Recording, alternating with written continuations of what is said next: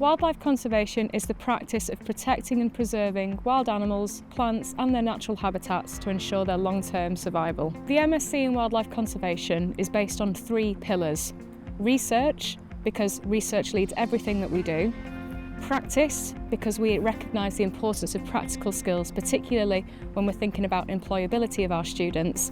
And technology, because that really speaks to the specialism and expertise that we can offer. We have a fantastic technical team here at LJMU that guide us and support us in doing all of our field activities, again working with conservation technologies out in the field so that our students are getting these really valuable practical skills that have been identified by conservation employers as desired for graduates.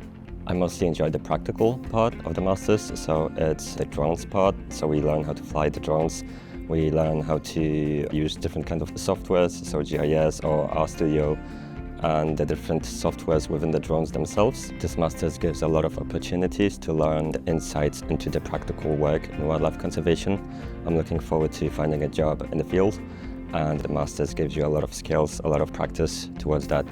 So we are right now in brilliant times for using technology for conservation because it's getting smaller, it's getting more affordable, which means we can apply all kinds of technology for research. It is giving us new data, new information that before we couldn't access. We can record animals in any situation. We can put cameras on the water. So we can also collect data for much longer periods now, which means we can understand how remote environments, which we couldn't stay for that long, what's happening. We can understand more changes through climate change, so we can get a whole year out of data. So we can make much more informed decisions when it comes to conservation and when it comes to habitat management. Yes, so we want our students to leave and be able to get the best careers. So we are trying to always make sure they have all the kits and can apply that. So they're always using our camera traps, our recorders, our drones, all the different technologies that we have so they can actually leave with hands-on experience.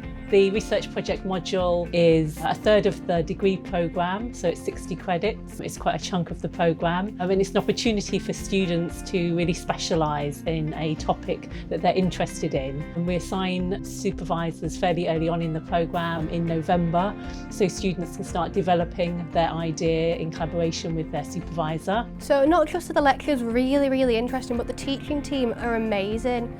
They make it so much more enjoyable. They're so friendly. It doesn't feel like you're sat in a classroom. It feels like you're sat with a group of friends and you can just be yourselves while learning about topics you're all interested in. And everyone has such different and interesting topics. It makes it just a lot of fun, if anything. It's like I said, a group of friends studying together to improve the world and make a difference. It feels really welcoming and just warm. Everyone's got your back, your classmates, your tutors, the uni.